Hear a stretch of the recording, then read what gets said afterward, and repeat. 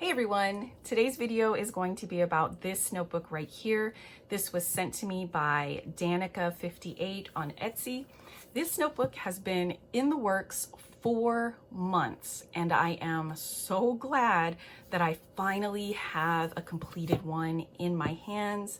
As you can see, this is a really thick notebook and this is in the standard size. So the biggest most amazing thing about this notebook is the paper inside. It has completely blown me away. So, like I said, this is in the standard size. It is also available in A5 and B6. There are 320 pages, and right now it is only available in dot grid in all of those sizes.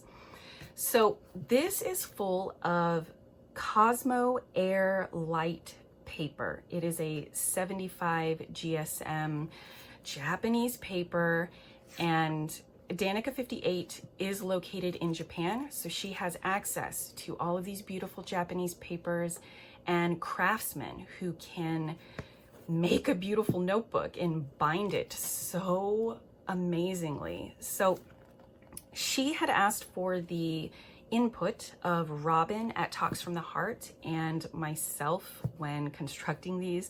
So we were very happy to help her out with that. And I think that's reflected in the sizes because Robin is a B6 gal and I am a standard gal. So we have those two sizes available along with the A5.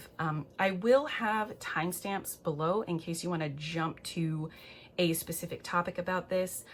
I am going to talk about the construction of this notebook first, and then I'll go into this paper, and I will go ahead and make a very bold statement by saying that this is the best fountain pen paper I have ever used.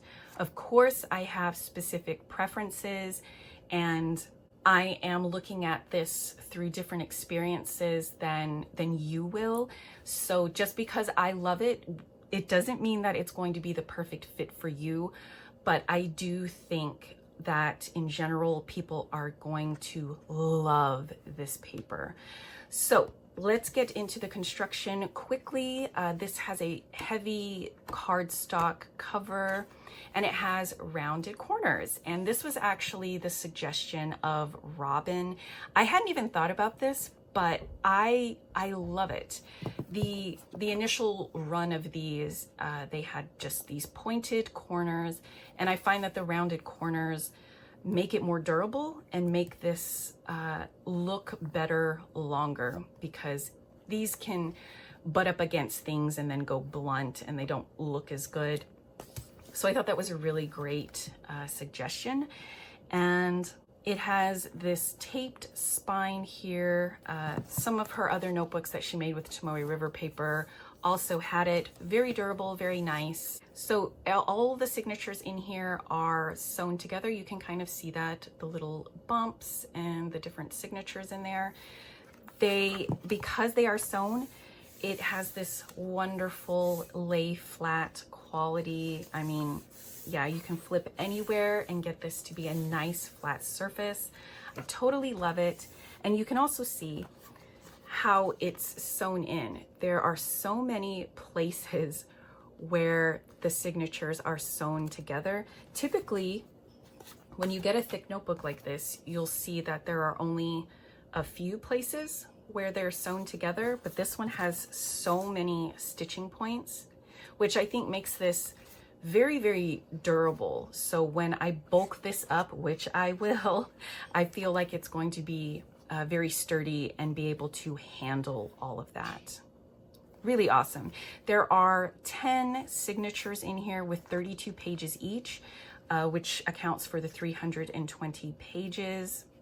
And initially, the kind of first run of this, it was a 300-page book, but as you can see, there were only 3 signatures and they were 100 pages each. And the problem that I had with this and the feedback that I gave her was that between two signatures, where the pages had to be glued together. Let me see. Okay, you can kind of see where it doesn't want to lay very flat, and it was just kind of a tricky situation, and I didn't like it because there was a gap right here. So when I tried to flatten this out, it just crinkled up the page, it skewed it a little bit, and I didn't end up liking that. So I told her about it, I told the Etsy shop about it, and the way that they fixed it was to reduce the amount of pages in a signature and add more.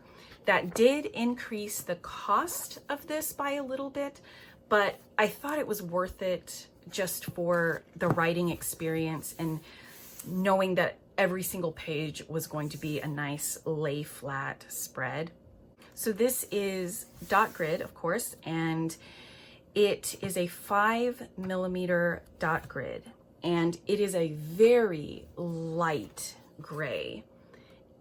I know this may not be dark enough for a lot of people. It might be a little bit hard to see, but I actually prefer a dot grid that is non-obtrusive. I don't want to see it once I'm done writing on the page. I like it to just kind of blend into the background. So this may not be everyone's cup of tea, but if I had to compare it to something else, it is actually a pretty good match for the Kanso Sashi booklet from Jet Pens.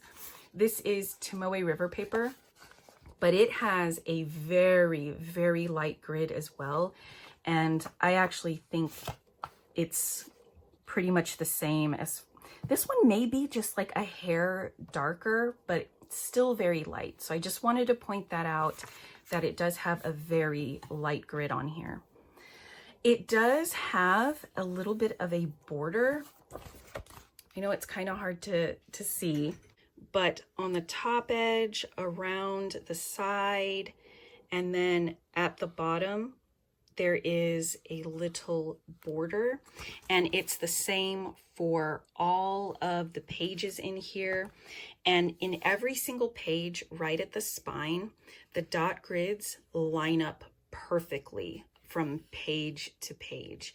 And I went to all random pages and stopped in here, and they all line up beautifully. So the margin is just around this whole perimeter here. It is not near the spine at all. It goes from dot to dot right away without any gap.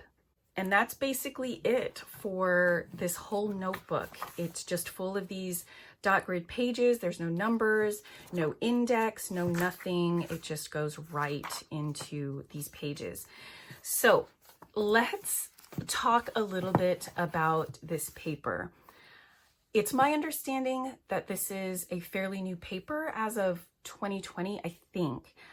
I need to go back to the blog post and read it, but there is a blog post. It's fountainpenlove.com. I'm going to link that blog post down below. It is all about this paper. It's written by John, and he has so much more knowledge and a more thorough perspective when talking about this paper. So I would highly recommend that you go and look at his writing samples, read everything he has to say about it, and in comparison to other papers and notebooks and things, because I found it incredibly helpful. And if you're kind of on the fence about this paper and taking the plunge to purchase this, I think his blog post is really going to help inform your decision. So before Danica 58 made this notebook, she sent me a sample of the paper and basically asked if I thought it would be worth it to get this paper made into notebooks. So as far as I know, this paper is only available in this A4 size as a loose leaf packet. And I can't believe that no other company has yet picked up on this paper. and it's only available in blank as well. So when she sent me this and I tested it out, I had really low expectations. I really didn't know much about this. And I was just stunned, like stunned silent as I was testing this out with all the normal things I use. I could not believe that this was actually working this way. So I have been journaling in the notebook, and I journaled in it for a few days because I just wanted to be sure that it was actually going to be the same, that it was real. I don't know. It was bizarre to me how good this paper is. She sent me two. So this is the one I am currently using. I have it in here, and like I said, I've been using it for a few days, and it performs exactly how I thought it would. This paper most closely reminds me of the Yoseka stationery notebooks. And if you're not familiar with that, Yoseka stationery has this A5 sized notebook, and it comes with this blank paper. And I personally am not a fan of the paper in here. It is a beautiful paper for sure, and it handles fountain pens and watercolor and everything beautifully. However, it has a texture that I just can't seem to like. It's a velvety texture, but it almost feels sticky. And it almost feels like once I'm done touching it that I might have a residue on my hands. So it's a cross between almost feeling sticky or oily to me, like a combo of that. And I don't know what it is, but what it does is it creates a little bit of feedback when you're writing with a fountain pen. I personally love a little bit of feedback. One of the issues that I have with Tomoe River paper is that it is so incredibly slick that it almost feels like I'm not touching the paper, or I feel like my hand is just gonna glide right off the page. So I personally prefer a little bit of feedback. And that's one thing I liked about this, but I did not like the feel of it. There's something about it, and I'm curious to know if you have experience with this paper, how you feel about it. So the Cosmo Air Light paper feels kind of like this, but it doesn't have that sort of oily, almost sticky feel. It has a little bit more smoothness to it than that, but you can obviously feel that it's kind of in the same family. It just feels a little bit more refined. And I was thrilled when I got this, and I felt that, because initially I thought, wow, this feels really like Yoseka, but like better.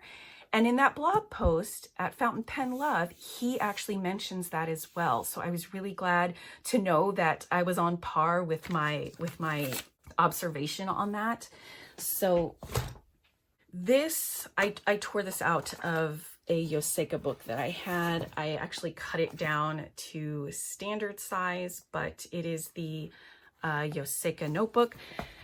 So I find that the Cosmo Air Light performs very similar to this, the Yoseka paper. So the bleed through, there's basically no bleed through at all. And I have watercolor, and this was a heavy wash of watercolor, and it handled it really amazingly. And then I went through with the trickiest fountain pen inks that I personally have. So I have Noodler's Walnut in a really fat nib, Noodler's 54 Mass also in a fat nib, Lexington Gray, and then my Super Sheener Organic Studio Nitrogen, and then a shading ink with a lot of shimmer, my Organic Studio Frog. And then I always go in with a Sharpie, and that one was nuts. I could not believe that the Sharpie didn't want to bleed through and like barely ghosted. I'm gonna put it on this white background, and you can see the ghosting here. There's a little bit of ghosting, but if you are a user of Tomoe River paper, you know, this is going to be fine to you. I also have been writing on the back side of my pages in the notebook that I'm currently using, and I just have no complaints about it. It is so amazing. So a little bit of ghosting, no bleed through, and there's absolutely no feathering, and the shading of fountain pen inks on here is like through the roof. The sheening and shading properties of your inks are just going to sing on this paper. And then another thing, which is mentioned in that blog post, is that apparently there's something called high contrast. And I didn't know about it prior to reading his blog, but he has a Tomoe River sample and then the Cosmo Air Light. And the inks on the Cosmo Air Light literally pop off the page, and it makes it so that your inks look very contrasted against the paper. And I wouldn't have believed it until I saw his example, and it's true. I see it. I'm wondering if you see it as well when you look at his comparisons. I find the Yoseka paper to be pretty comparable, except that I actually get some feathering with my 54th Massachusetts. So I'll put them together here so you can see what I'm talking about. All right, so this is the Cosmo Air Light, and beautiful shading and no feathering whatsoever. But on the Yoseka paper, you can see the feathering that occurs around here and here. So that's a difference, you know, that I had noticed with the Yoseka compared to here. And I even tried to test it again with the 54th Mass, just to double check there was actually no feathering, and I really didn't get it. So the only con here is the dry time, because it shows so many of the beautiful fountain pen ink properties. My understanding is the ink has to sit on top of the paper, and that causes a longer than usual dry time. But again, I would say if you are already familiar with using Tomoe River paper, then any of these cons you're already going to be familiar with, as far as like long dry time and a little bit of ghosting on the back. And I would say this has less ghosting, of course, because it's a thicker paper than Tomoe River anyway. So as far as the color of this is marketed as white or a gentle white, but Robin actually pointed out to me that this is not your typical bright white paper. I will show you comparisons against a bunch of different cream colored notebooks and a white Tomoe River paper so you can see what I'm talking about. So I'm gonna open this up and lay this all out for you. Okay, here's the Cosmo Air Light. This is the Midori 5-Year Diary. This has a little bit of a different color. It's an ivory type of paper, but it's much lighter and less yellow than your typical Midori, which is this one. So this is a regular Midori A5 that you can get anywhere, and it has this very yellowy cream paper. So you can see that the Cosmo looks a lot whiter compared to either of these.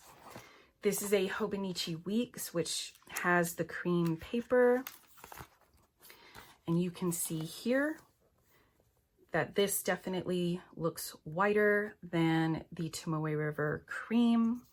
And then this is a Soumkine notebook, and it has an ivory type paper as well.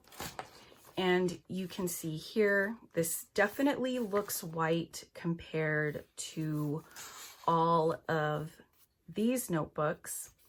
And then this is an actual white Tomoe River paper notebook. This is the Nanami 7Cs. And let's get this. And here you can tell that this, hopefully you can tell that this is just a shade more ivory, a little bit off white compared to the stark white of Tomoe River paper.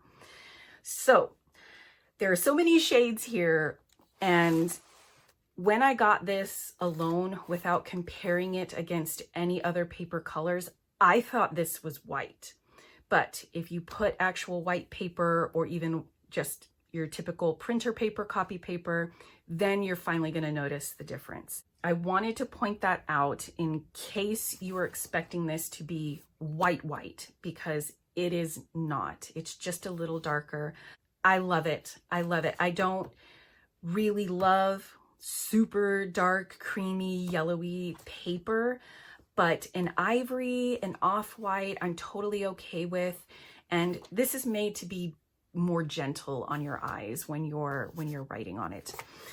So I was really happy when Danica58 said that she was going to turn this into a notebook. And because it is only available in blank, I was a little worried that it would only be made in a blank layout. And then I asked her, I would only really want to purchase this and want it if it was available either in a grid or a dot grid. And it was like, no problem. They were able to print on it and make it in a dot grid. I couldn't believe that I could get the perfect notebook for me. It was just insane. And then I want to show you, as far as standard traveler's notebook size notebooks, I have been trying to get my hands on notebooks this size that are thick, because there's not many on the market at all. So far I have found the Archer and Olive Traveler's size, and then the Soumkine, which has their slim size, which is standard traveler's notebook size. And then now Danica58 has this one. These all have different papers in them, and they are all suited really for specific things. So Archer and Olive tends to be really good if you're doing painting and that kind of thing. Soumkine is a fountain pen friendly paper, but it can be prone to a little bit of feathering and a little bit of bleed through on some inks and ink pen combinations. This one, like I said, is pretty good with just about everything, I would say. But also keep in mind, if you really also like thin paper like Tomoe River, this is a little bit more hefty, more like a Midori paper. But if I had to choose one of these to repurchase, I would absolutely get the Cosmo Light paper. These are all comparable in price. So this one, for this, it's currently at $27 US, and so is the B6, and then the A5 I think is $29, and then you have to pay shipping. So everything considered, these are going to pretty much be comparable. They're really, all of the options so far in this size are all at the high end. So I'm desperately waiting for a low end, more economical option. I will say though, if you're trying to be more economical about this, the way to go is to get an A5 size notebook that you love and either cut it down yourself to standard size or take it somewhere like FedEx or an office supply store like Staples or Office Depot and have them cut it down on their professional type machines. But if you want one that's already bound and the perfect size, then these are pretty much your options right now. And with comparable costs, I would absolutely go with this. I put fountain pen ink performance above anything else when I'm journaling. So when I look at paper that I want to buy, I am going to look at it through that filter of how does it perform with fountain pens. So Definitely check out the blog post that I will have linked below. When Robin talks about her notebook and sets that up, I will link that below as well. She goes into it with a different perspective than I do, and I think it's helpful to see the opinions from all different perspectives. So definitely check out her thoughts. I will also have the link to this notebook in case you're interested in purchasing. And if you do, I would love to know your thoughts about this paper and how you feel about it and how you think it performs. I cannot believe that this exists and performs the way that it does. I am still in shock about it, and I am loving journaling in mine. I'll show you really quick how I have mine set up. Because this is the winter season, I decided to decorate it for the winter theme. So I put a piece of scrapbook paper on the front here and put my little label, and then put some fun paper on the inside. And yeah, totally love it. Let me know what you guys think, and let me know if you have any questions. Thank you so much for watching, and I'll see you again soon. Bye.